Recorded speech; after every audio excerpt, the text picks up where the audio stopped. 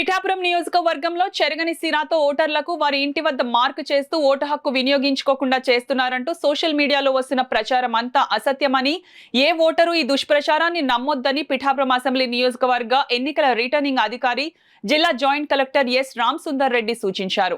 పిఠాపురంలో ఆయన మీడియాతో మాట్లాడుతూ ఓటు వేసినట్లు ఓటరుకు వేసే చెరగని సిరా ఒక ఎన్నికల సంఘం వద్ద మాత్రమే అందుబాటులో ఉంటుందని స్పష్టం చేశారు. సోషల్ మీడియాలో ఒకటి వైరల్ అవుతుంది. పిఠాపురం కాన్స్టిట్యున్సీలో మనకు ఇండెలిబుల్ ఇంక్ వచ్చి ముందే వేసేసి 12వ తారీఖే 13వ తారీఖు ఎవరిని కూడా ఓటేయకుండా చూడాలని ట్రై చేస్తున్నారనేది.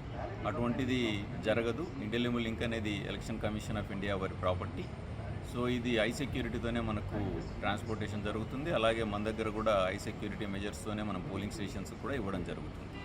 సో ఇటువంటి వార్తలన్నీ నిరాధారం మనకి. సో ఎవరన్నా ఇటువంటి చర్యలు బయట చెప్తూ రూమర్స్ పాస్ చేస్తున్నా అవన్నీ తప్పు.